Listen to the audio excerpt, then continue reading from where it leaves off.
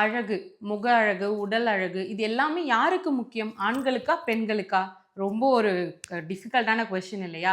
இது ஜென்ரலாவே அழகுங்கிறது ஒரு மனுஷனும் தன்ன தானே பிரசன்ட் பண்ணிக்க நெனைக்கிற விதமா தான் இருக்கு. இதுவே வந்து பெண்களுக்கு முக்கியமா? ஆண்களுக்கு முக்கியமானா, ஆண்கள் ஜென்ரலா வந்து அப்படியே ஃபேஸ் வாஷ் பண்ணிட்டு அப்படியே போனா கூட அத வந்து பெருசா பேச மாட்டாங்க. ஆனா, அதுவே ஒரு பொண்ணு நார்மலா இருக்கிறதுக்கும், தன்ன நல்லா மேக்கப் அண்ட் லுக்ஸோட பிரசன்ட் பண்ணிக்கும் போதும், அவங்களோட பார்க்குற அந்த விதம் வந்து ரொம்ப டிஃப்ரெண்ட்டா இருக்கு. சரி ஜென்ரல் பீப்பிள்க்கே இந்த மாதிரினா, சினி ஃபீல்ட்ல இருக்கவங்களுக்கு இது எவ்ளோ இம்பார்ட்டன்ட். ஒரு ஆர்டிஸ்ட் தன்னோட மார்க்கெட் வேல்யூ தக்க வச்சுக்கிறதுக்காக, தன்னோட ஃபேஷியல் பியூட்டி, பிசிக்கல் பியூட்டி எல்லாத்தையுமே ப்ராப்பரா மெயின்டெயின் பண்ணிட்டு இருக்காங்க. இத ஒரு சப்ஜெக்ட்டாவே எடுத்து ஒரு படம் பண்ணியிருக்காங்க. இந்த படத்த பத்தின வீடியோ தான் இன்னைக்கு நம்ம பார்க்க போறோம். மெட்ராஸ் ஃபிலிம் சிட்டி வியூவர்ஸ் அனைவருக்கும் வணக்கம். நான் உங்க அக்ஷயா ராமசாமி. எலிசபெத் ஸ்பார்க்கிள் இதுதான் படத்துல ரொம்ப முக்கியமான கேரக்டர். இவங்க கதைப்படி ஒரு ரொம்ப ஃபேமஸான ஹீரோயின். எவ்வளோ ஃபேமஸ்னா ஆஸ்கார் அவார்ட் வின் பண்ணியிருக்க ஒரு ஹீரோயின். இவங்க ரொம்ப வருஷமா நடிச்சுட்டே இருக்கும்போது ஒரு 45 இயர்ஸ் இருக்கும்போது இவங்களோட பட வாய்ப்புகள் கம்மியாக ஆரம்பிச்சிருச்சு. ஜென்ரலாகவே எந்த லாங்குவேஜ் படத்துலையா இருந்தாலும் ஒரு ஃபீமேல் ஆக்ட்ரஸ்க்கு கண்டிப்பாக ஏஜ் ஆக ஆக அவங்களோட பட வாய்ப்புகள் கம்மியாயிரும். அப்படிதான் இந்த கேரக்டருக்கும் நடந்துட்டு இருக்கு. ஸோ இப்படி இருக்கும்போது இவங்க ஒரு ஏரோபிக்ஸ் டிவி ஷோல ஹோஸ்டா போறாங்க. அவங்களோட ஃபேன்ஸாலையும் அவங்களோட டேலண்டாலையும் இந்த ஷோ ரொம்ப நல்லாவே ஹிட் ஆகுதுங்க. இந்த ஷோக்காக இவங்கள நல்ல ஸ்லிம்மா மெயின்டைனும் பண்ணிட்டு இருக்காங்க. ஸோ இப்படி இருக்கும்போது ஒரு நாள் அவங்களுக்கு 50th பர்த்டே வருது. இந்த 50th பர்த்டேவை ஆஃபீஸில் செலிப்ரேட் பண்ணுறாங்க. எல்லாரும் வந்து விஷ் பண்ணுறாங்க. அப்படி அவங்க போனப்ப, அந்த ப்ரோகிராம் ப்ரொடியூசர் அவங்களுக்கு பர்த்டேலாம் விஷ் பண்ணிட்டு, கூட ஒரு ஷாக்கிங்கான நியூஸும் சொல்றாரு. என்னன்னா, "மேம் நீங்க இந்த ஷோக்காக உங்கள நல்லா மெயின்டெயின் பண்ணிக்கிறீங்க. ஸ்லிம்மா, ஃபிட்டா இருந்துக்கிறீங்க. பட் ஸ்டில் உங்க ஏஜுக்கான மெச்சூரிட்டி உங்க ஃபேஸ்ல ரொம்ப தெரிய ஆரம்பிச்சிருச்சு. இது எங்க ப்ரோகிராமோட வியூஸ அஃபெக்ட் பண்ணுமோ அப்படின்னு எங்களுக்கு ரொம்ப பயம் வந்துருச்சு. ஸோ இதுவே உங்களோட கடைசி ஷோவா இருக்கட்டும்." அப்படிங்கிற மாரி ஒரு விஷயத்த சொல்றாரு. இந்த சீனே எப்படி வந்து அவங்க பிரசன்ட் பண்ணியிருக்காங்கன்னு பார்த்தீங்கன்னா, அந்த ப்ரோகிராம் ப்ரொடியூசர பார்த்தா நமக்கே ரொம்ப டிஸ்கஸ்டிங்கா, அருவருப்பா இருக்கும். என்ன கேரக்டர் இவரு அப்படிங்கிற மாரி அவரு அப்பியரன்ஸ், அவரு சாப்பிடுற விதம், அவரு சொல்ற விஷயம் எல்லாமே வந்து ஒரு ரொம்ப நெகட்டிவா காட்டியிருந்திருப்பாங்க. இப்படி தான் ஜென்ரலாவே நெறைய ஆக்ட்ரஸோ, ஒரு ஃபீமேலோ எப்படி நடத்தப்படுறாங்கன்றதுக்கு இந்த சீன் வந்து ஒரு பயங்கர எக்ஸாம்பிளா இருந்திருக்கும். இதுதான் லாஸ்ட் எபிசோடா சொல்லிருங்க அப்படின்னு சொல்லிட்டாங்க. ஸோ ஆல்ரெடி இவங்க ரொம்ப டிஸ்டர்ப் ஆயிட்டாங்க. இப்போ இவங்க வீட்டுக்கு ரிட்டர்ன் டிரைவ் பண்ணிட்டு போகும்போது ஹைவேல ஒருத்தவங்க அவங்களோட பெரிய பில் போர்ட்ஸ் இருக்கு. அப்படி அவங்களோட ஒரு பெரிய பில் போர்டை ஒருத்தவங்க வந்து கிழிக்கிறத இவங்க பார்த்துடுறாங்க. இது இவங்களை இன்னும் ரொம்ப பிரேக் ஆக்கிடுது. டிப்ரெஷனோட உச்சக்கட்டத்தில் இருக்கவங்க டிரைவ் சரியா பண்ண முடியாம ஆக்சிடென்ட் ஆயிடுது. ஸோ இப்போதான் இந்த கதையில ஒரு பெரிய ட்விஸ்டே வரப்போகுது. ஆக்சிடென்ட் ஆன இவங்களை ஹாஸ்பிட்டல்ல அட்மிட் பண்றாங்க. அந்த ஹாஸ்பிட்டல்ல இவங்களுக்கு ஒரு நர்ஸ் வந்து இன்ட்ரடியூஸ் ஆகுறாங்க. அந்த நர்ஸு இவங்களோட கண்டிஷன்லாம் கேட்டுட்டு இவங்களுக்கு சப்ஸ்டன்ஸ் அப்படிங்கிற ஒரு ட்ரக்கை அறிமுகப்படுத்துறாங்க. இதுதான் நம்ம படத்தோட டைட்டிலும், சப்ஸ்டன்ஸ். இந்த ட்ரக் எப்படின்னா 50 இயர்ஸ்ல இருக்க இவங்களை 20 வயசு பொண்ணா மாத்திரும். ஆனா இதுக்கு ஒரு கண்டிஷன், 7 டேஸ் மட்டும்தான் இந்த ட்ரக் வந்து வேல்யூவா இருக்கும். அதுக்கப்புறம் திரும்பவும் வந்து அதே ப்ராசஸ் எடுத்தாதான் மறுபடியும் அவங்க அந்த யங் ஃபீச்சரோட இருக்க முடியும். ஸோ இதெல்லாம் தெரிஞ்சுக்கிட்டு இவங்களுக்கு தான் ஆல்ரெடி யங்காக இருக்கணுங்கிறதான பிரச்சனையே, இந்த ட்ரக்கை எடுத்துக்கலாம் அப்படின்னு சொல்லிட்டு அவங்க அந்த ட்ரக்கை எடுக்கிறாங்க. இந்த ட்ரக்கை எடுத்தோன்னே என்ன ஆகும்னா, அவங்களோட ஸ்பைன் பேக்ல இருந்து ஒரு க்ளோன் மாதிரி ஒரு 19-20 இயர்ஸ் விமன் வெளியில் வந்துருவாங்க.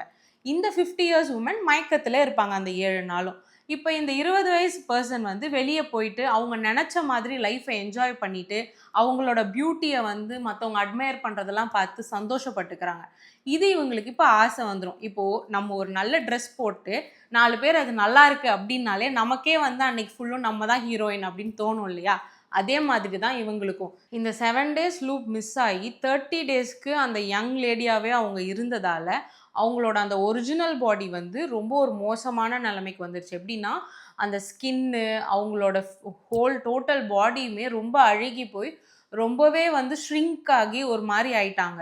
ஸோ இப்போது இவங்க முழிச்ச உடனே நம்மளோட பேராசை தானே நம்மளை இந்த மாதிரி ஆக்கிருச்சு, இந்த வேர்ஷனே வேண்டாம், இதை நம்ம டீஆக்டிவேட் பண்ணிடுவோம் அப்படின்னு அவங்களுக்குள்ள ஒரு எண்ணம் வந்துருச்சு.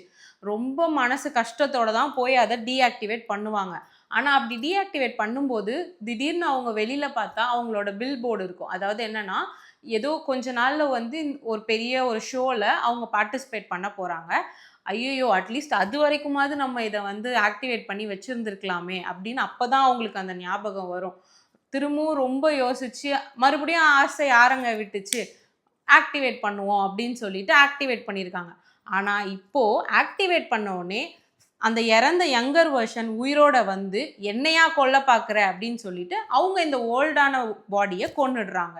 இப்போ இந்த ஒரிஜினலான பாடி இறந்ததுக்கு அப்புறம் இவங்க இப்படியே இருக்கணுங்கிறதுக்கு என்ன பண்ணலாம் அப்படின்னு யோசிச்சு சப்ஸ்டன்ஸை ஃபஸ்ட்டு எடுக்கும்போது அதோட பெண்டிங் கொஞ்சமாக இருந்திருக்கும்.